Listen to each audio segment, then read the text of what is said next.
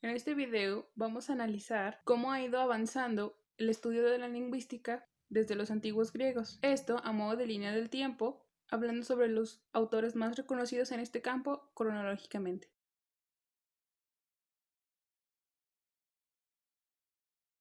El primer autor del que hablaremos será Platón. Vamos a analizar un texto de él donde se da un diálogo.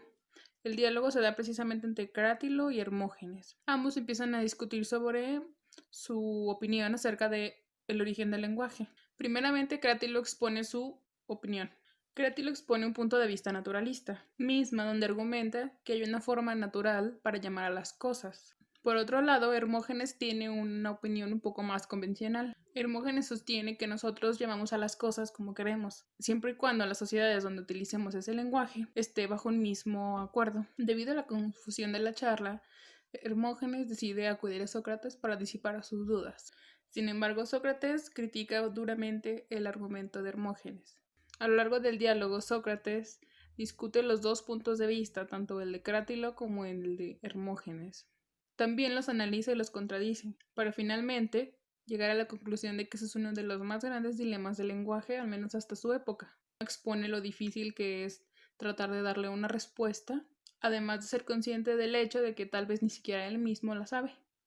Uno de los puntos más importantes e interesantes del diálogo es que Sócrates analiza las palabras según su significado y el origen de su significado. Sin embargo, cuando no es posible, porque no con todas las palabras lo es, utiliza también su sonido.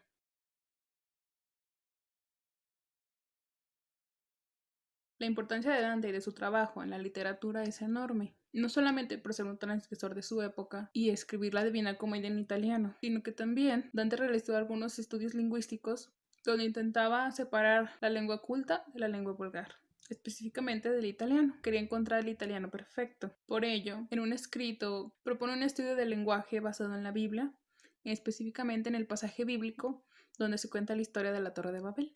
En este escrito Dante expone la teoría de que, al menos en su contexto que es básicamente una realidad, Dios creó al hombre. Entonces Dios creó una lengua perfecta. Con ella se comunicaban Adán y toda su descendencia. Gracias a algunos pasajes de la Biblia, llega a la conclusión de que esta lengua perfecta tiene relación con el hebreo, otorgándole así el título de lengua originaria de la humanidad. Por eso, después de este incidente con la Torre de Babel, el lenguaje cambia y pierde su perfección. Así es como inicia su viaje para intentar diferenciar el italiano vulgar del italiano culto. Parte estudiando por distintas zonas, algunas las desecha, algunas no. Algunas dice que no son suficientemente buenas ni tienen suficiente sentido para ser consideradas la lengua culta. Claro, todo esto basándose en que el latín era la lengua culta por excelencia.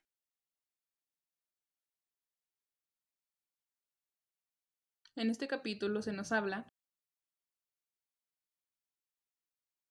Primero se nos describe su estructura y contenido. Consta de dos partes. La primera parte se enfoca en el sonido, las vocales, las sílabas y las consonantes. En la segunda parte se analizan las diversas formas de significación de las palabras, los objetos, los nombres propios y los nombres comunes. También se habla de la relación que tiene el lenguaje escrito y el lenguaje hablado. Esto ya que las palabras no siempre se dicen como se escriben. Los autores parten del ejemplo del idioma francés. Por lo tanto, el lenguaje hablado y escrito son distintos, incluso independientes. Los autores también hacen la diferenciación entre los nombres propios y los nombres comunes, ya que los diferenciamos mediante letras mayúsculas y letras minúsculas. Asimismo, mencionan palabras que no existen en otros idiomas. Un ejemplo es el latín, ya que en él no existen los artículos.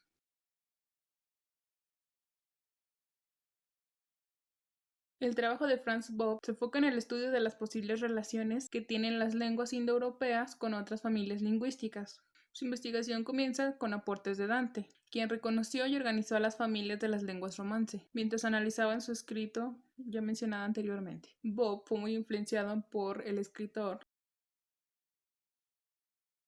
autor que estaba muy familiarizado con el sánscrito, al igual que el mismo Bob. Se encargó de escribir la gramática comparada, un elemento considerado fundamental para la historia de la lingüística, ya que fue distinta como se había escrito antes sobre este tema. Y esta manera es que Bob, en su escrito, utilizó los ejemplos con la grafía original en las que estaban escritos. Aquí no se dio la transliteración, conservando así la fonética, un elemento muy importante para el entendimiento de su investigación. Por ello, este autor es conocido como el fundador de la gramática comparada indoeuropea. Ferdinand de Saussure tiene varios escritos publicados mientras estaba vivo. Sin embargo, sobre el que vamos a hablar es The Course, o el curso. Este texto no fue escrito por Saussure mismo. Este texto es una recopilación de apuntes de los alumnos del mismo Saussure, alumnos que asistieron al curso que dio sobre lingüística. Aún así, el contenido del texto se le atribuye a Saussure. En este texto se resumen 3 cursos de lingüística general que dio Saussure. Cuenta con 5 partes y una introducción. Cada parte se divide en varios capítulos y apéndices. En este texto se muestra interés en cuestiones epistemológicas, mismas que definen la lingüística como una ciencia independiente. Su obra supone un nexo entre la lingüística europea histórica comparativa del siglo XIX y la lingüística estructural europea de la primera mitad del siglo XX. En el capítulo 6 afirma que el habla y la escritura son 2 sistemas de signos diferentes. La lengua es el objetivo primario, fundamental de la lingüística. También menciona el bilingüismo. Una frase a destacar del texto es: la lingüística tiene como único y verdadero objeto la lengua considerada en sí misma y por sí misma.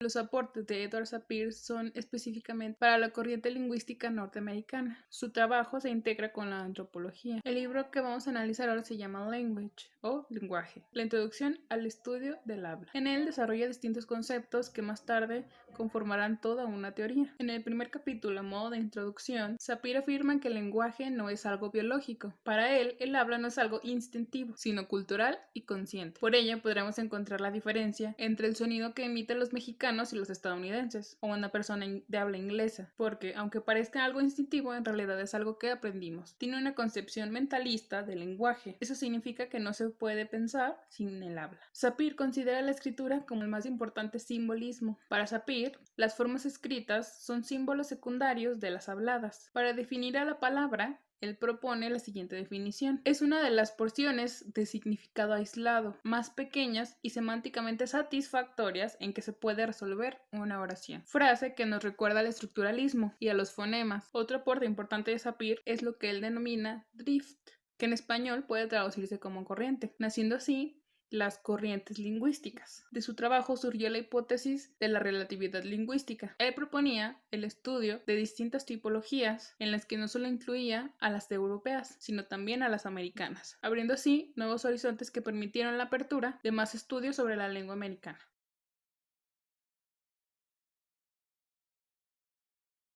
Bloomfield asistió a clases de algunos de los neogramáticos más importantes. Bloomfield se interesó por presentar un enfoque no mentalista. Él se basaba más en el comportamiento visible de las personas. Su objetivo era colocar a la lingüística como una ciencia.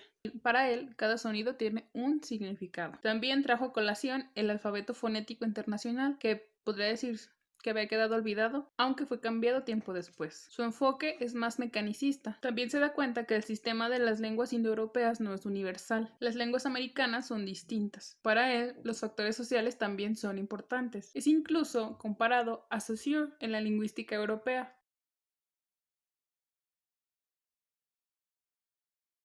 Chomsky publica Estructuras sintácticas en el año de 1957. Durante la segunda mitad del siglo XX, Chomsky cambia por completo a la lingüística. Es considerado el creador de la lingüística generativa. En este texto, Chomsky propuso distintos modelos y principios para analizar la sintaxis de las lenguas naturales. Chomsky también se preguntaba qué era lo que tenían en común todos los lenguajes. Así, llegaría a algo que él denominaría gramática universal. Aún así, a lo largo de los años ha reformulado su teoría. Chomsky quería que la lingüística fuera considerada una ciencia, por ello quería formalizarla. Para Chomsky, la sintaxis es el estudio de los principios y procesos mediante los cuales se pueden construir las oraciones en las lenguas. El objetivo de su teoría sintáctica es lograr construir una gramática que genere las oraciones de la lengua que se está investigando. También define la gramática como una serie de dispositivos descriptivos creados por las personas que se dedican a la lingüística para dar cuenta de las estructuras gramaticales. Así, esta serie de dispositivos pueden ser comparados y evaluados para decidir cuál es el mejor o el más adecuado. Otro gran aporte de Chomsky para la lingüística es el concepto de nivel lingüístico. Los niveles lingüísticos se corresponden con las diversas capas o estratos que funcionan y con las que se interrelacionan las lenguas, es decir, la fonología, la morfología y la sintaxis. Cada uno de ellos consta de determinados elementos y de unas reglas de combinación de esos mismos elementos para obtener unidades complejas que pueden funcionar de una forma más simple en otros niveles. Asimismo, Chomsky da la definición de lengua como un conjunto de oraciones construidas a partir de un grupo finito de elementos. Claro, esta definición de lengua es de acuerdo a la visión formalista de la lengua, ya que si la combinación de elementos tiene ciertas reglas, lo que hace posible un análisis formal. Para Chomsky, lo gramatical no tiene por qué ser semánticamente correcto. El ejemplo perfecto que pone de ello es la oración Colorless green ideas sleep furiously, lo que se traduce como ideas verdes incoloras que duermen furiosamente. Si lo analizamos semánticamente, la oración parece no tener sentido, pero gramaticalmente sí lo tiene. Claro, en el idioma inglés.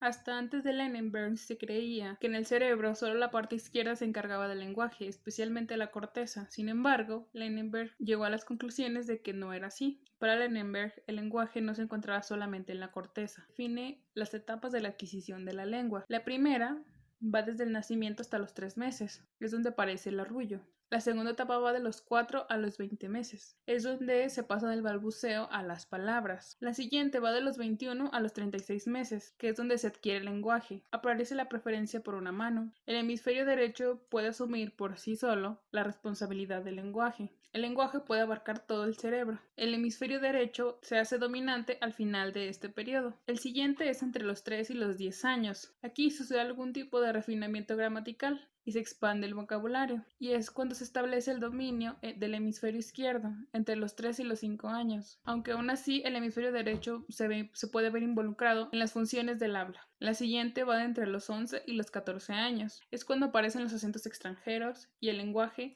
ya está notablemente lateralizado. Las partes libres del lenguaje del cerebro ya no pueden asumirlo, a excepción de cuando la lateralización ha sido incompleta o patológicamente bloqueada. La siguiente va de los 15 años hasta la muerte. Es cuando la adquisición de una segunda lengua se vuelve cada vez más difícil y el lenguaje está lateralizado en la mayoría de la población. Lenenberg está de acuerdo con la teoría innatista. Lenenberg también dice que la adquisición del lenguaje no depende únicamente de las estructuras acústicas, ya que actualmente existen muchas personas sordas o ciegas que han aprendido el lenguaje táctilmente.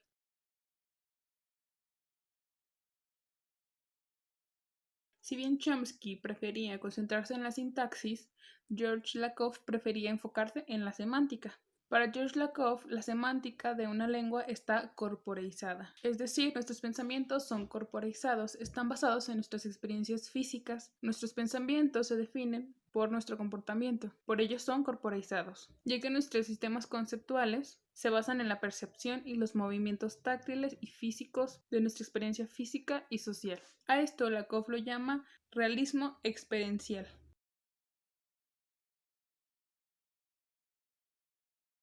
Bickerton propone la teoría del bioprograma. En esta teoría sostiene que cada persona nace con un modelo lingüístico, que es a lo que él llama bioprograma, mismo que permite a cada uno construir su lengua. Para Bickerton, el lenguaje es un sistema de representación. Esto debido a que el lenguaje es una manera de clasificar toda la información que conocemos en nuestra vida cotidiana. Para Bickerton es muy importante la definición que tenemos de lengua al momento de estudiarla y de preguntarnos si una especie que no es la humana puede adquirir el lenguaje, ya que si la definimos como una transmisión de información mediante elementos arbitrarios, entonces es posible llevar a cabo un comportamiento semejante. Si lo definimos como el despliegue de todos los recursos estructurales del lenguaje humano, ciertamente eso no es posible. Bickerton también introduce el término de pidgin, palabra que se usa para definir las formas de hablar que se desarrollan más o menos espontáneamente y con una finalidad inminentemente práctica dentro de comunidades cuyos miembros conocen lenguas que no son mutuamente comprensibles, como por ejemplo el chino y el inglés. Bickerton postuló que existe una especie de fósil evolutivo del lenguaje humano, a lo que él denomina protolenguaje. protolenguaje, mismo que tiene algunas características que mencionaré a continuación. La primera es que el orden de las palabras en este protolenguaje no está determinado por las funciones sintácticas, sino por consideraciones discursivas, es decir, de lo que se quiere hablar, enfatizar, etc. La segunda es que el protolenguaje carece de constricciones gramaticales sobre los elementos nulos o silentes, mientras que en un lenguaje plenamente desarrollado se pueden dejar de expresar determinados elementos, aunque solamente en ciertos contextos. Este protolenguaje también carece de relaciones de reacción entre palabras. Por ejemplo, no hay verbos que exijan o necesiten argumentos. El protolenguaje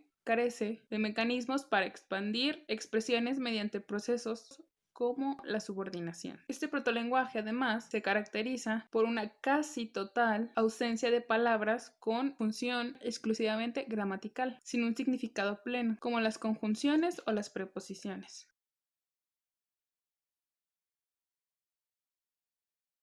El programa minimista o minimalista de Chomsky es originalmente publicado en el año de 1993. Sin embargo, se hizo otra edición y por eso algunas personas suelen pensar que se publicó en el año de 1995. En este programa, Chomsky explora la reducción drástica del aparato gramatical en la teoría de los principios y los parámetros.